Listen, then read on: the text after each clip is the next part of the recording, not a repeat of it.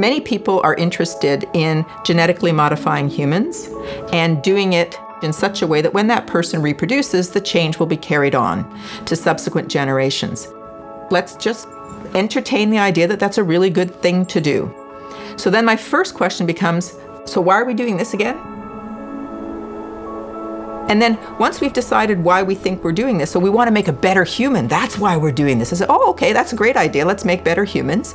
And then I want to say, well, who decides what's better?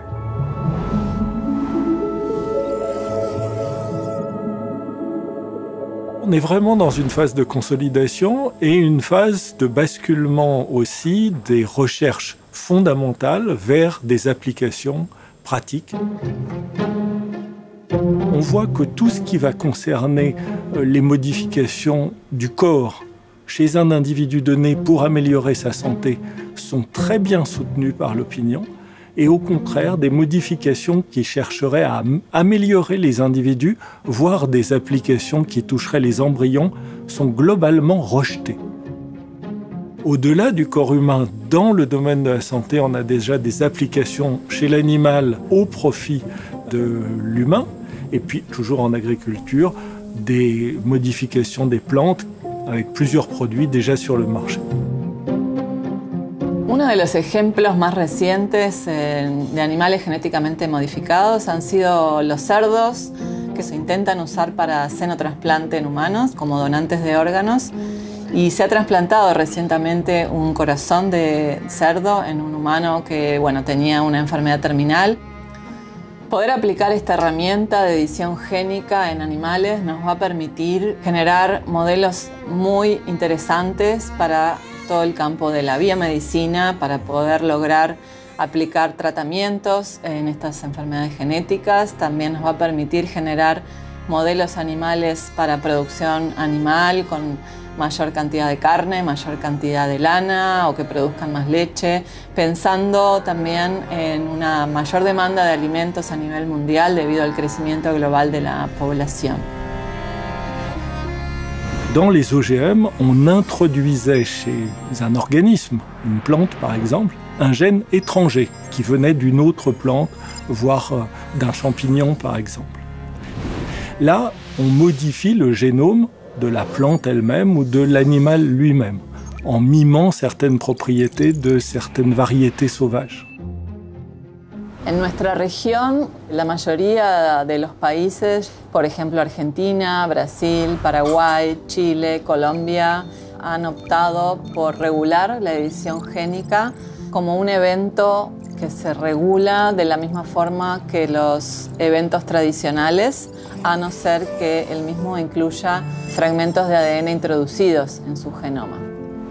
Les Américains et les Anglo-Saxons, d'une façon plus générale, considèrent qu'il faut juger uniquement le produit final et pas la technologie par laquelle il a été obtenu. Les Européens ont choisi de se focaliser sur la technique. C'est par ingénierie du génome qu'on produit ces nouvelles espèces. Et donc, ils les assimilent dans la réglementation à ce qui existait déjà pour les organismes génétiquement modifiés parce qu'ils veulent en évaluer l'incertitude que pourrait représenter la modification par ingénierie du génome. One of the challenges we face today is how do we respect different governance approaches in different countries around the world, while at the same time understanding that we need to have some kind of commonality, some common understanding of what's a bar in terms of what ought not to be done. And I think our challenge right now is we don't have common goals. Au-delà de controverses et d'avis qui sont forcément divergents à partir des personnes, à partir des cultures, on voit quand même une grande convergence autour de cette idée fondamentale, ne pas aggraver les inégalités. L'essentiel, c'est le respect de l'être humain. L'essentiel, c'est le respect de l'être humain dans son environnement. Those are fundamental ethical commitments that say what's really important here is that we not develop this technology in such a way that it's only available to a minority. And so what happens is if you have certain commitments from the outset, you'll actually think about designing your research in a different kind of way. When science is not shared fairly, there are backlashes and there are problems. We have seen that with the very unfair distribution of COVID vaccines, and we cannot see that happening again. But for that, we need international dialogue to agree on international ethical norms that then can be translated into concrete actions by our member states. C'est une avancée technologique qui doit être partagée, c'est une avancée technologique qui doit être choisie. Et si on veut qu'il y ait une gouvernance, la gouvernance, elle ne peut pas se faire dans un pays ou dans un groupe de pays isolément des autres. Car la première réaction des autres, ce sera de choisir une autre gouvernance. C'est pour ça qu'il faut qu'il y ait des discussions qui se tiennent actuellement au niveau de l'OMS, au niveau de l'UNESCO, pour arriver à harmoniser ce qui est aujourd'hui très divers.